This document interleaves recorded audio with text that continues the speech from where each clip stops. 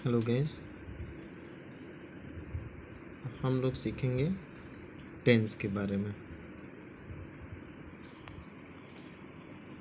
Tense tense माने होता है काल, यानी कि समय।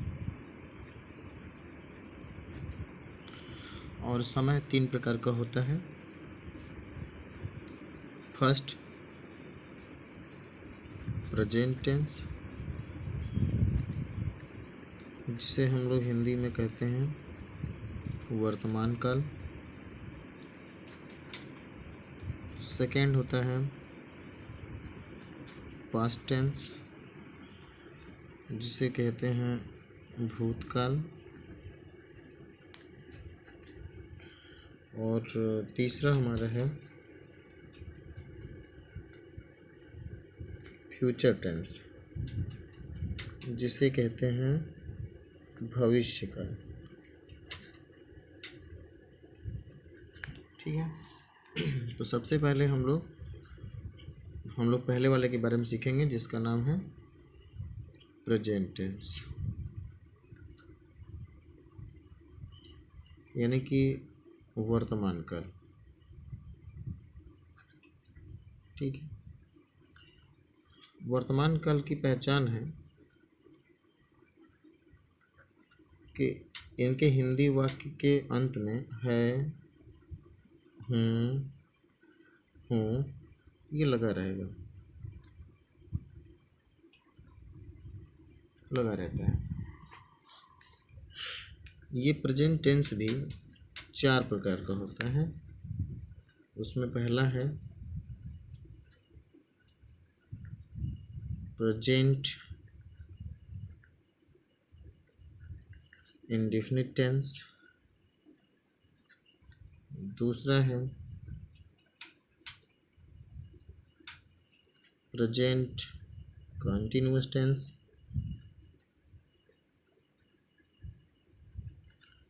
तीसरा है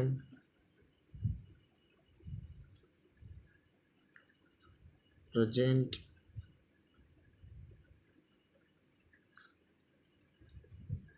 परफेक्ट टेंस। और चौथा है प्रेजेंट परफेक्ट कंटिन्यूअस टेंस। तो ये 4 प्रकार के टेंस हो गए। पहला प्रेजेंट इंडेफिनिट टेंस, दूसरा प्रेजेंट कंटिन्यूअस टेंस, तीसरा प्रेजेंट परफेक्ट टेंस और चौथा है प्रेजेंट परफेक्ट कंटिन्यूअस टेंस। तो सबसे पहले एक एक करके हम सारे टेंसेस के बारे में पढ़ेंगे। पहला हमारा सेंटेंस है ये पहला टेंस के बारे में पढ़ेंगे, प्रेजेंट इंडेफिनिट टेंस। इसकी जो पहचान है, उसको कैसे पहचानेंगे कि ये प्रेजेंट इंडेफिनिट टेंस का है। तो जो बच्चे हिंदी से इंग्लिश बनाना चाह रहे हैं, उनको ये जानना ज़रूरी है कि प्रेजेंट इंडेफिनिट टेंस जो होता है, उसके हिंदी वाक्यों के अंत में ता है, ते हैं, ती हूँ, यही शब्द लगा रहेगा। ता है, ते हैं, ती हूँ आदि शब्द लगा हुआ रहता है। इसमें 3 प्रकार के सेंटेंसेस के बारे में हम लोग पढ़ते हैं, जिसमें पहला है सिंपल सेंटेंस। सिंपल सेंटेंस का मतलब होता है, इसे हम अफर्मेटिव भी कहते हैं, इसे अफर्मेटिव या सिंपल या असर्टिव सेंटेंस भी कहा जाता है। तो इस टेंस को बनाने का जो रूल है बहुत सरल सा है। जो हमारे सिंगुलर सब्जेक्ट हैं, जैसे ही है, सी है, इट है, या फिर किसी का नाम रहेगा सिंगल, जैसे राम, श्याम, या कोई भी व्यक्ति हो, वो अकेले होना चाहिए, सिंगुलर नंबर का सब्जेक्ट होना चाहिए। कुल मिला के हमारा जो सब्जेक्ट होना चाहिए वो होना चाहिए सिंगुलर नंबर का, मतलब एक वचन का होना चाहिए। तो इसके साथ हम क्या करते हैं कि वर्ब की फर्स्ट फॉर्म लगाते हैं और उसमें एस या ईएस ऐड कर देते हैं, ठीक है। और दूसरा रूल है हमारा कि जो प्लूरल सब्जेक्ट होंगे, प्लूरल सब्जेक्ट के साथ क्या होगा, जो प्लूरल सब्जेक्ट होंगे जो बहुवचन के कर्ता होंगे, जैसे आई है, यू है, वी है, दे है, और बहुत सारे जैसे कि मान लो बॉयज है, गर्ल्स है, एट्सेट्रा, जो भी प्लूरल नंबर के होंगे उनके साथ वर्ब का बस फर्स्ट फॉर्म लगाते हैं और उसके बाद जो भी अदर वर्ड रहेंगे, अन्य शब्द रहेंगे, यहाँ पे हम लिख देंगे। अगर इसको बढ़ाना बहुत सरल है, जैसे एक उदाहरण लेते हैं। अब उदाहरण मान लीजिए है सिंपल सा कि राम पढ़ता है। तो राम पढ़ता है, भाई यहाँ सब्जेक्ट कौन है, राम है। वर्ब कौन सी है, पढ़ना है। अब राम चूँकि सिंगुलर सब्जेक्ट है तो इसमें हम एस ऐड कर देंगे, राम रीड्स, राम पढ़ता है। ये इसका ट्रांसलेशन हो गया। जिससे वे रहेगा, वे खेलते हैं। उदाहरण देखिए, जैसे वे खेलते हैं, कौन खेलते हैं, वे, यानी कि वे का इंग्लिश क्या होगा, दे। ये प्लूरल नंबर का सब्जेक्ट है तो इसके साथ हम केवल वर्ब लिखेंगे, प्ले। इसमें यस या यस ऐड नहीं करेंगे, बस दे प्ले, वे खेलते हैं। इस तरह जो है प्रेजेंट इंडेफिनिट टेंस का बनेगा। इसमें ध्यान देने योग्य बात यह है कि जिस वर्ब के लास्ट में यस एच रहेगा, सी एच रहेगा, एक्स रहेगा, डबल एच रहेगा, ओ रहेगा, ठीक है, तो उसमें हम ई एस ऐड करते हैं और बाकी शेष में हम केवल एस ऐड करते हैं। बाकी जो अदर रहेगा, अदर सब्जेक्ट के साथ उसमें एस ऐड करेंगे और जिसके लास्ट में ये रहेगा उसमें हम लोग ई एस ऐड कर देते हैं, ठीक है। अब जैसे एक और ट्रांसलेशन देखते हैं, एक हिंदी अनुवाद। राधा गाती है, ठीक है, राधा गाती है, ठीक। कौन गाती है, राधा। चलो राधा हो गया। सिंग मीन्स क्या होता है, गाना होता है, उसमें यस जोड़ देंगे क्योंकि राधा सिंगुलर नंबर की है, इसीलिए हम कोई भी वर्ब गैस वो प्लूरल ही होती है, कोई भी वर्ब प्लूरल ही होती है। जैसे मान लो प्ले है, ठीक है, और ड्रिंक है, ये सब प्लूरल फॉर्म में ही होती है। लेकिन सिंगुलर सब्जेक्ट के साथ चूँकि सिंगुलर वर्ब का प्रयोग होता है, इसीलिए जब भी कोई सब्जेक्ट यहाँ पे सिंगुलर रहेगा तो इस वर्ब को प्लूरल बनाने के लिए, जैसे सिंग प्लूरल ही है, इसको हम सिंगुलर बनाने के लिए इसमें हम यस जोड़ देंगे, ये सिंगुलर हो जाएगी। इसीलिए हमने सिंगुलर सब्जेक्ट के साथ सिंगुलर वर्ब प्रयोग किया। तो ये हो गया राधा गाती है, राधा सिंग्स। इस तरह से इसका जो निगेटिव सेंटेंस है उसे भी बनाना बहुत आसान है। निगेटिव सेंटेंस जो इसका होगा, अगर इसी में नहीं वाला आ जाएगा तो कैसे बनाएंगे, निगेटिव सेंटेंस आएगा तो कैसे बनाएंगे। तो इसका रूल बहुत सिंपल है। पहला नियम ये है कि हमारा जो सिंगुलर सब्जेक्ट होगा उस सिंगुलर सब्जेक्ट के साथ हम लगाएंगे does not, does plus not लगाएंगे और वर्ब का फर्स्ट फॉर्म लिखेंगे, फिर उसके बाद अन्य शब्द जो भी आएगा वो लिख देंगे यहाँ पे। तो सिंगुलर सब्जेक्ट के साथ डज नॉट लगाएंगे। अब जैसे एग्जांपल देख लीजिए, जैसे राम नहीं खेलता है, अंत में पहचान लेंगे कि यहाँ ता है लगा हुआ है, तो वो हमारा कौन सा टेंस है, वो है प्रेजेंट इंडेफिनिट टेंस है। तो नियम हमें याद रखना है और उसका इसमें नहीं भी लगा हुआ है, नहीं है, तो इसका मतलब ये नेगेटिव सेंटेंस है, मतलब कि नकारात्मक वाक्य है। तो हमें ये ध्यान देना है। तो यहाँ पे लिखेंगे राम। ये राम कौन सा सब्जेक्ट है भाई? सिंगुलर है। तो सिंगुलर सब्जेक्ट के साथ क्या लगाने के बोला गया है? डज, उसके बाद नॉट लगेगा। तो हम यहाँ पे लिखेंगे डज, उसके बाद नॉट लिखेंगे। तो राम डज नॉट। और खेलना किस में होता है? प्ले। प्ले मीन्स खेलना होता है। तो अब ये हमारा ट्रांसलेशन हो गया कि Ram does not play, Ram नहीं खेलता है। इसी प्रकार जैसे बच्चे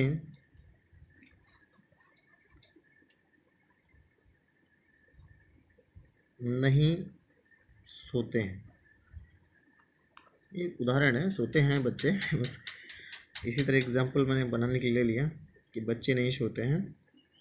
तो ये हो जाएगा चिल्ड्रेन, ठीक। अब ये बुक प्लूरल नंबर का हो गया। तो अब ये तो प्लूरल नंबर का हो गया। अब क्या करें? तो यहाँ पे हमारा दूसरा रूल काम करेगा। दूसरा रूल्स हमारा ये है कि प्लूरल सब्जेक्ट के साथ हम टू नॉट का प्रयोग करेंगे और प्लस वर्ब का फर्स्ट फॉर्म लिखेंगे। उसके देखिए सब्जेक्ट प्लूरल रहेगा, डू नॉट लगाएंगे, वर्ब का फर्स्ट फॉर्म लगाएंगे, प्लस अन्य शब्द इसमें जोड़ देंगे। अब चिल्ड्रन प्लूरल है तो इसके साथ डू नॉट, और स्लीप मीन्स क्या होता है? सोना। तो हो गया चिल्ड्रन डू नॉट स्लीप, बच्चे नहीं सोते हैं। तो यही दो सहायक क्रियाओं का प्रयोग किया जाता है, एक डज नॉट और एक डू नॉट, ये दो वर्ब लगते हैं। इसी तरह और भी बहुत सारे उदाहरण आप ले सकते हैं जैसे मोहन नहीं खेलता है।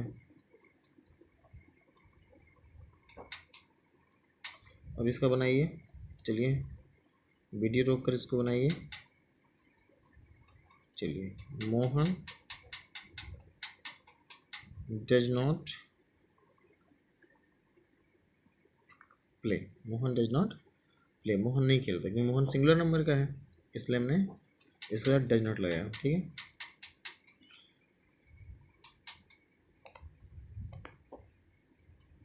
अब एक उदाहरण है, जैसे तुम दूध नहीं पीते हो। अब इतना बड़ा है लेकिन इतना सोचना नहीं है।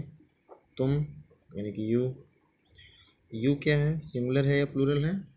तो मैंने आपको बताया था कि जो यू है ये प्लूरल सब्जेक्ट है, इसके साथ हम डू नॉट लगाएंगे, यू डू नॉट।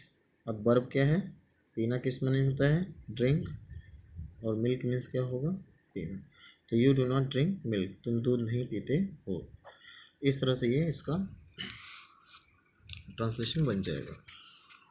आप इसी तरह और भी बना सकते हो। जैसे मान लीजिए अगर आपके पास कोई इंट्रोगेटिव सेंटेंस है, इसी का इंट्रोगेटिव सेंटेंस है, मतलब ऐसा कोई वाक्य है जो प्रश्नवाचक है। और प्रश्नवाचक वाक्य दो प्रकार के होते हैं बच्चों। एक होता है जो क्या से स्टार्ट होता है, और एक होता है जिसमें क्या, कहाँ, कब, कैसे, ये जितने भी प्रश्नसूचक शब्द रहेंगे वो बीच में आते हैं। कहाँ आते हैं? बीच में। तो इन दोनों ही वाक्यों का जो तरीका है बनाने का बहुत सिंपल है। अगर क्या से शुरू होगा तो हम इस टेंस की जो सहायक क्रिया है, जो डू डज है, हम उसे पहले लिख देंगे, उसके बाद सब्जेक्ट लिखेंगे। अगर मान लो नेगेटिव भी है साथ साथ तो उसमें नॉट लगा देंगे, वर्ब का फर्स्ट फॉर्म लिखेंगे, फिर उसके बाद अन्य शब्द लिख करके क्वेश्चन मार्क लगा देंगे, ठीक है।